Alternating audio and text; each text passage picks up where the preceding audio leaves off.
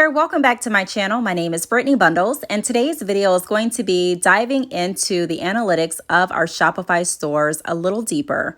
If you've been following this channel, then you know I talk a lot about the analytics, and that's really the number one reason why I enjoy Shopify for my e-commerce site, because you get to see so much detailed information. And so we've talked about some things that Shopify allows us to see. We've talked about some tools that they offer. We've talked about different apps that you can download. However, I do want to take a moment to share with you some other insightful information that could be useful. More than likely, it's going to be useful if you don't know this already or how to get to this place already to your business. And also it's going to be useful when you are wanting to create strategic action plans and action steps to move your business to the next level. So if you are interested, give this video a thumbs up. Please make sure that you are subscribed, and let's get right into the video. So the way that I got to the page that we were just looking at is I logged into my Shopify store and I went down to reports.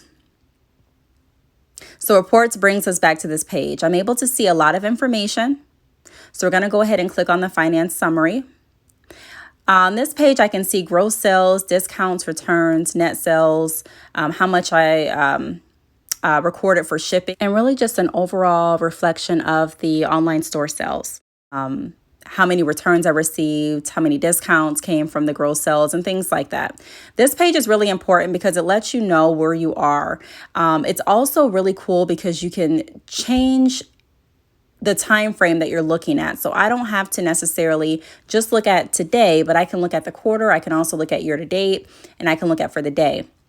You also have an option to customize the channel that you're going to be looking at. So I can look at how many sales or how much I've made for or from my online store, from Messenger, from my Facebook shop, how many discounts were used through Facebook shop, Amazon, Instagram, whatever I'm using at that point. I'm not using Amazon, but if you are using Amazon and it's connected to your Shopify store, then you have access to see all of this information. And that's important, especially when we are looking at setting specific goals for our business and we're wanting to make sure that we're reaching those goals, or that we're coming as close as we possibly can to those goals. One thing that helps me when I don't reach my goals or when I'm not really moving or progressing as I would have hoped to progress is going back to the analytics and seeing the behavior of my store. So looking at the sales, looking at the abandoned carts, looking at the traffic, looking at the discounts, how well the discount codes are doing, how well my marketing's doing, and just a lot of other information. So it really, really helps. Now, I don't focus 100% on sales. However, sales is an important part in business. It's not the most important part that you should focus on, especially if you are just getting started. I do talk a lot about making sure that we focus on the fundamentals, but one of the fundamentals that I have adapted to is making sure that I'm aware of what's going on with my online store. So also it shows you net sales without cost recorded. So if you do want to see your specific net sales, because Shopify will show you the gross unless you go into your Shopify store and go to your products and put in how much you're paying for the products. That way the system can calculate your net. So how much you paid versus how much you sold it for, and then it's going to give you that net. So I think that's really cool. It also shows you the gross, like I've mentioned. So a lot of this information is available on the site for you. One thing that I would recommend doing is setting quarter goals for yourself as well. This is something that I didn't start doing until I was further into business.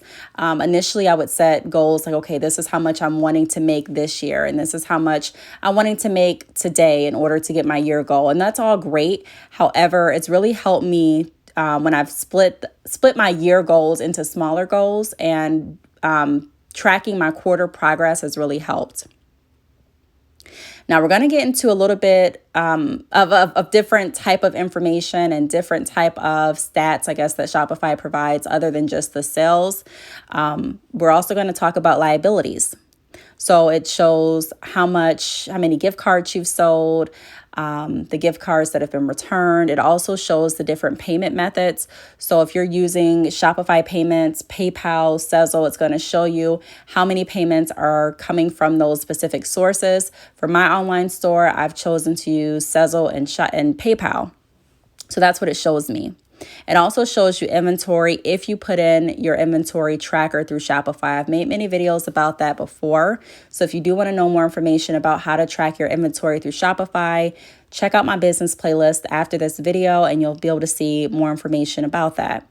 But it shows you the inventory. So if you are not tracking your inventory through Shopify, I recommend having an inventory tracker through like a spreadsheet or another way that you can keep track of your inventory that's also going to help your workload be a lot more efficient.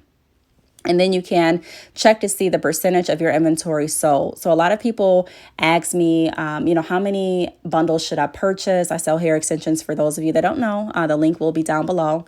But they ask me how many bundles they should purchase and how often they should purchase it. So being able to find the rhythm of your online store and being able to get accustomed to how much your store is typically producing is going to help answer some of those questions for you, because not everyone has the same exact sales, I don't want to say quota, but sales volume.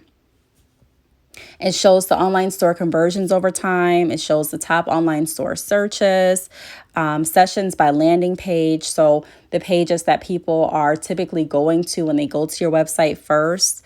Now the online store cart analysis is locked, and I believe it's locked because I am on the basic plan, but the basic plan works really well for me, even at my stage in business. So I think that the basic plan, why I know that the basic plan will work really well for a lot of stores out there, because a lot of stores that I work with through consultations, drop shipping, wholesale do start off on the basic plan and keep the basic plan unless they have lots of employees or unless they're needing more insight, more information than what the basic plan is showing.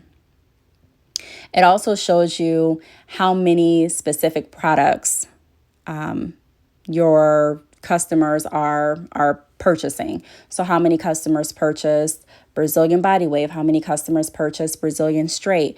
How many customers landed on my ebook page? So it just shows you that. Right here is showing you the pages that customers are landing on. Now, I don't have an ebook page per se, but I do have a page where I talk about, it's like my about page, my Brittney bundles page. So that's what I was referring to. But it does show you still how many customers would have purchased your ebook if you're selling an ebook, and also how many customers are going to your specific pages.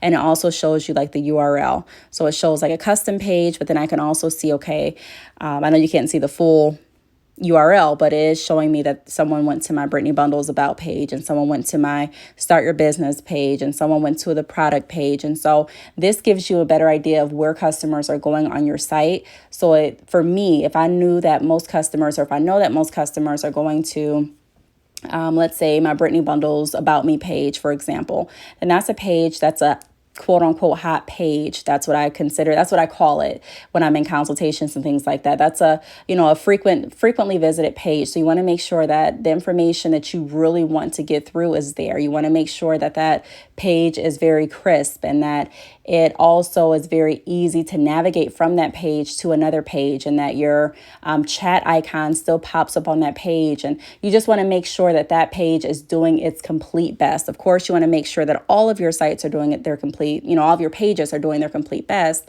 However, if you know that the majority of your customers are visiting one page, then that gives you it gives you like a better sense of direction as to what you can do to maximize all of your opportunities from your customers landing on that page. So I know I was talking, and when I was talking, like I typically do, different pages were coming up and you were able to see a little bit more of what Shopify offers. But pretty much, I just wanted to show you that there are a lot of there's a lot of information and insightful tools through Shopify, even on the basic plan. We've visited the dashboard before, and the dashboard pretty much gives you like an overview of what's going on with your store. You can still choose to customize the overview as to if you're going to look at how your store is performing today versus today last year. And if you want to look at how it performed year to date versus last month, you can definitely do that. However, there's also more information in Shopify that can really help you create a more tailored action plan and more tailored goals to better fit your business. So I really hope that this video helped. If you have any questions, feel free to leave them down below. Also, if you have not joined Shopify, there is a link down below as well, and there may be a free trial, but you have to click the link to see. Thanks so much for watching, and I will see you all in my next video. Bye.